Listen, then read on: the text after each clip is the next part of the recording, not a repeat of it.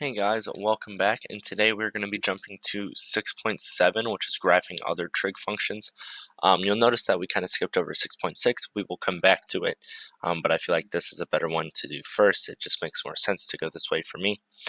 For our think/1 pi f, remember that for a point xy on our unit circle meaning it has radius 1, we found that the cosine of the theta of some angle it makes, right, if we were to pick a point on here of theta, the angle it makes in respect to the x-axis is x, and that the sine of that angle is y. And that was simply because since we have a radius of 1 all the way around here, right, if I took this is obviously x, right? So if we have a point xy right here, if we go x to the right, that's still x to the right, right? So it makes sense that this value of this triangle is x, and it makes sense that this value is y because we've gone up y to get to that point. So, and the reason is when we take cosine of theta, well, wasn't cosine of theta, isn't that adjacent over hypotenuse, which is x over 1, which is just x, and then the sine of theta would be opposite over hypotenuse, which would be y over 1, or just y. So now what I'm asking for is what is tangent of theta? Tangent of theta is going to be opposite over adjacent, so SOHCAHTOA, opposite over adjacent, y over x. So let's use this to help us graph the tangent of theta. So I'm giving you what the graph looks like here right away. This is what tangent looks like. Bunch of swirls, it repeats, but we're going to make sense of it. So let's look at, first off, this is periodic, right? It's periodic because it repeats. So this is periodic just like the other tangent, or the other trig functions, and that makes sense because when we go around a unit circle, right, we keep getting the same angles over and over, basically. So it makes sense that we're periodic, that we would repeat our process. But be careful here because our period isn't 2 pi. Our period, let's look at this, from negative pi halves to pi halves, how much is that? That's only pi. So our period's only pi, and let's just take a snapshot of this negative pi halves to this pi halves to make sense of it on the unit circle. First off, let's remember that the tangent of some angle on the unit circle is y over x. Right? So let's start at negative pi halves. At negative pi halves, this point is 0, negative 1. And so what happens when we do y over x there? We get negative 1 is our y value over 0, and we can't divide by 0, so that's why we have this asymptote. And then the same thing's going to happen at pi halves here, where we have 0, 1, and then our y over x is going to be 1 over 0, which we can't do, right? We can't do that, so we're going to end up getting another asymptote where we will never, ever touch. And now, for negative pi fourths and pi fourths, well, remember pi fourths is the same as 45 degrees. So if I do a 45, 45, 90 real quick,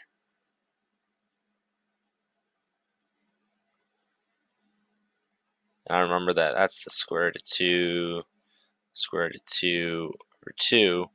The tangent of 45 degrees, or pi fourths, is going to be, so let's just pick one of the 45s, is going to be opposite over adjacent, square root of 2 divided by 2, which is just 1, right?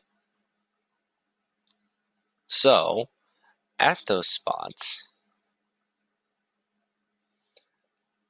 we're going to have, so at pi fourths, which notice we're at pi halves, so pi fourths would be in the middle, we should be right at 1, right? And just like here, we're going to be at negative 1. Because once we do it here, one of these values is going to be negative, right? We just included the reference angle. And that's going to happen each time. And that kind of makes sense, right? Because we just did it down here. The tangent of 45 degrees, or pi fourths, right in the middle here, tangent of this pi fourths is going to be the square root of 2 over the square root of 2, which is 1. And now let's talk about this, these things going, what it looks like to infinity and negative infinity. Let's make sense of that really quick. So notice if we are going up on the circle, we're getting closer and closer and closer to pi halves, right? We're increasing the angle to pi halves, right? And as we get closer, what's happening to the y value up top? Maybe I'll do a different color. Well, what's happening to this y value up top? This y value, we're going up, so we're getting bigger and bigger and bigger and bigger, right? Not very big, we're only going to 1, but it's getting bigger, right? And then this x value, we're technically going to the left, right? As we move up this circle, we're going to the left, so the x value is getting smaller. So what happens to this fraction if the top is getting bigger and the x is getting smaller? And eventually, we could get super, super, super small. X is going to be almost 0, right? Divide by the smallest thing you can think possible. What happens to this number? It gets huge, right? So it goes to infinity. And then it's the same idea for what happens down here, except one of those numbers is negative. You're going to go to infinity, but one of the numbers you're dividing by is going to be negative, so you're actually going to negative infinity. So that's just making sense of the graph. A few things to note here is that our zeros are at pi n, where n is an integer, right? Just any value of pi, or at 0, we're going to have our zeros. And that's really honestly all you need to know. And we need to note that our period is at pi, and that we go from negative pi halves to pi halves. Really just the important things to note. And we'll graph sine or tangent a little bit, but not as much as we did sine and cosine. So for an example, sketch the graph of y equals tangent theta. I know we just went over it, but I want us to get used to sketching it on our own. So I'm going to make 2 lines like that. And we just went over that we know we're going to need to go from negative pi halves to pi halves. And then I'd like to sketch more than just one period of this. So let's also go out to 3 pi halves and negative 3 pi halves. And you guys can do this with a ruler. I am going to dot where, I don't know why I made it 2 separate ones, but I'm going to dot where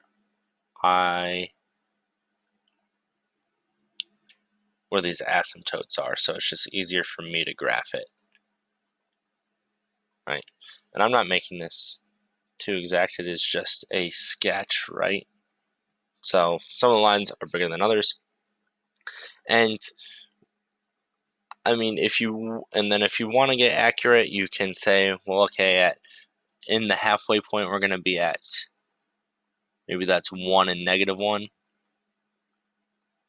Maybe at the halfway point, we're at 1, 1, or pi fourths, right? Because pi fourths is the halfway point. And then down here, we're going to be at negative 1. And then the same thing would happen for these guys. Or, oops. Except this one is going to be a little harder to see. It would be the halfway point between that tick and then the tick down here. Same thing here, and be that tick halfway there, and then halfway down there. And then just sketch what it looks like. We all know that the zeros are here. This is going to be pi. This is going to be negative pi.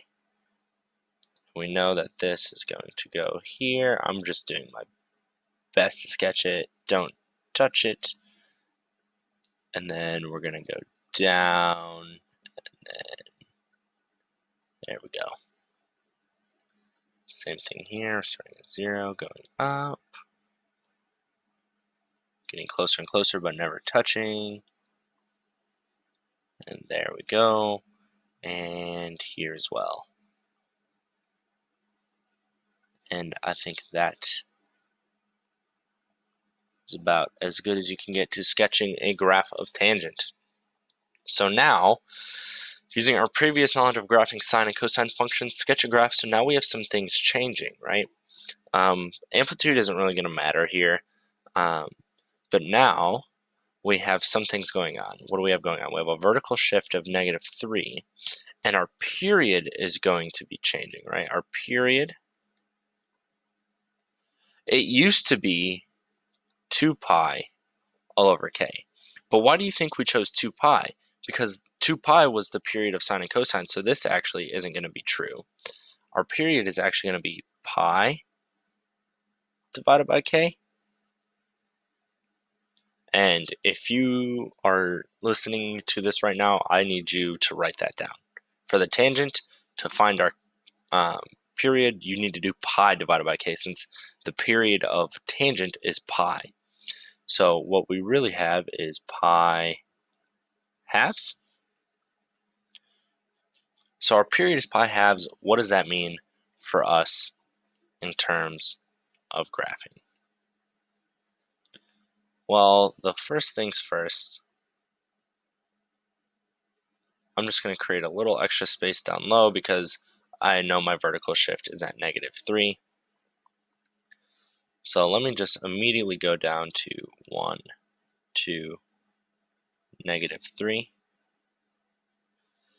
And instead, because we go left and right off the beginning here, instead of being at pi halves here, we're going to need to be at pi fourths and -pi fourths. And then the next tick would be pi halves. And the next tick here would be pi halves. And we'd have these ticks in the middle that we need to focus on. And our asymptotes, again, are just going to be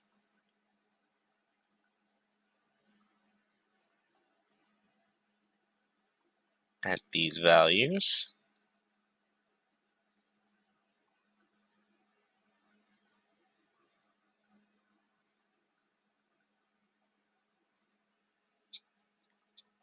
And the zeros are going to be at the rest. And if you could think about what's in between here, if you want to label it, you can.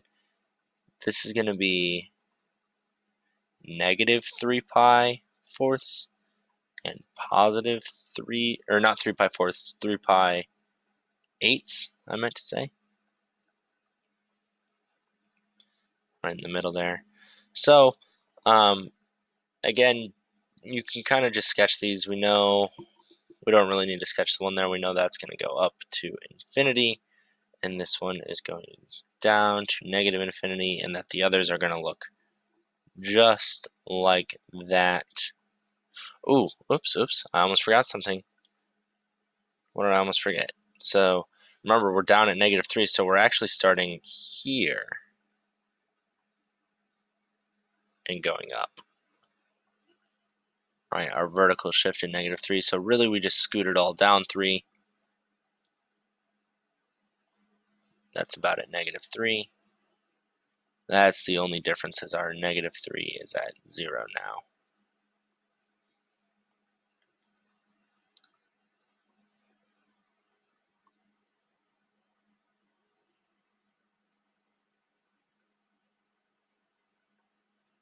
There we go.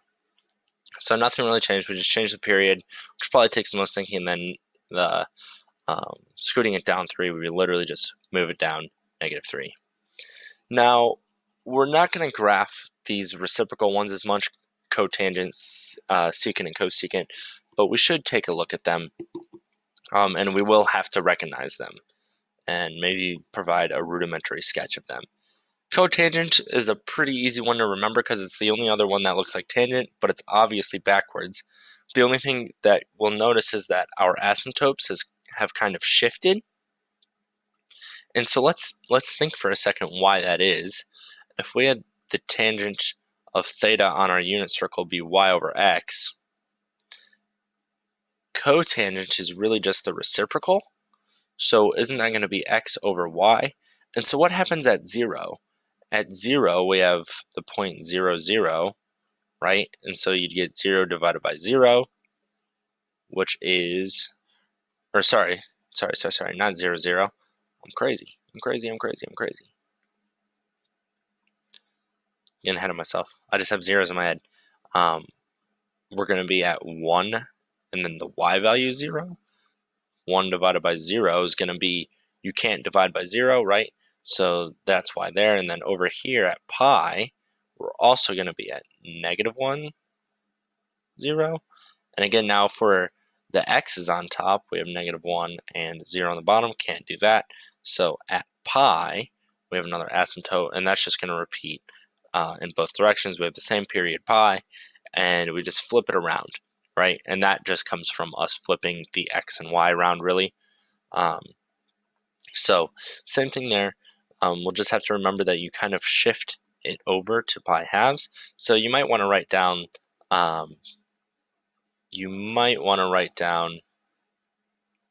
that for cotangent, our zeros are at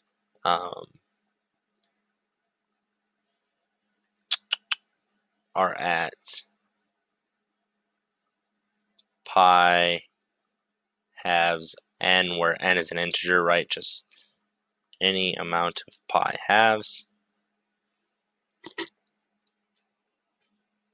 And you might want to write asymptotes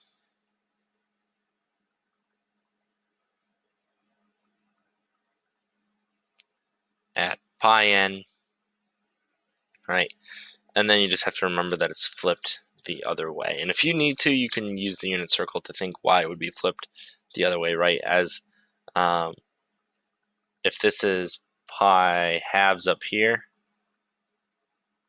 as x is getting smaller, both of these are positive, or as the angle's increasing, right? As we're going from 0 to pi halves, as the angle's increasing, our x value is getting smaller, and our y value is getting bigger.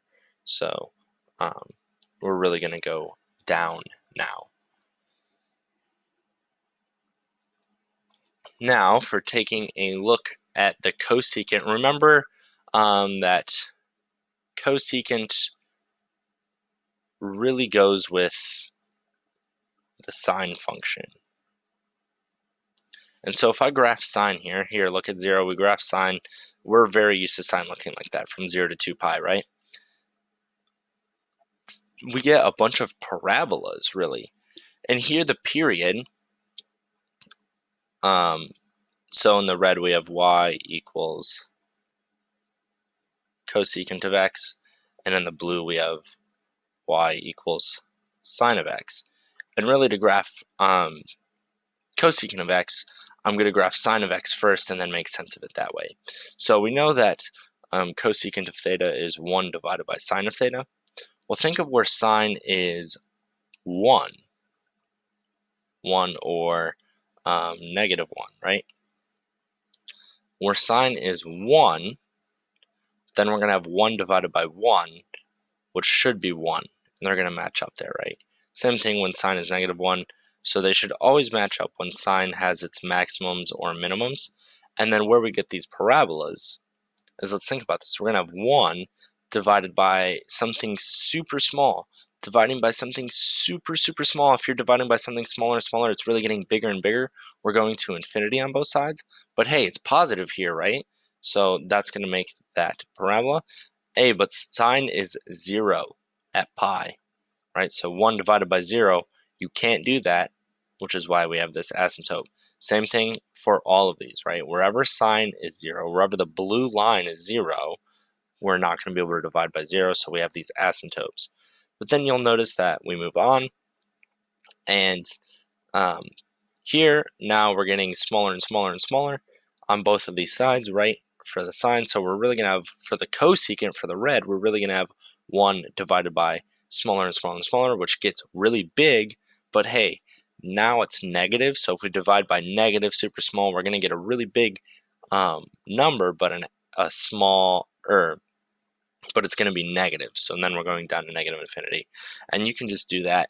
So really that's how I'd like to think about it, is you graph the sine function and just think about what this means, right? Wherever you divide by 0, you're going to have asymptotes, and then just make sense of the rest. 1 divided by 1 or negative 1 divided by 1 are going to have to match up, and then just make sense of the parabolas from there. And it's going to be the exact same thing for the secant of x.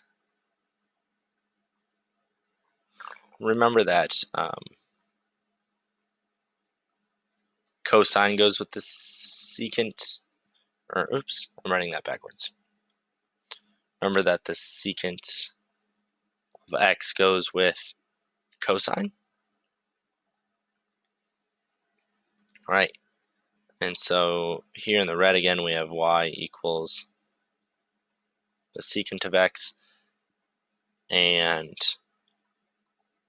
this is y equals the cosine of x, right? Because we started at our maximum, and it's going to be the same thing. You notice it literally looks the exact same, and it should, because sine and cosine are basically buddies. They're just scooted over a little bit, and it's the same pattern, right? Wherever cosine is 1, these are going to meet up, because wherever cosine is 1 or negative 1, because 1 divided by 1 is going to be 1, or 1 divided by negative 1 is going to be negative 1 for the red.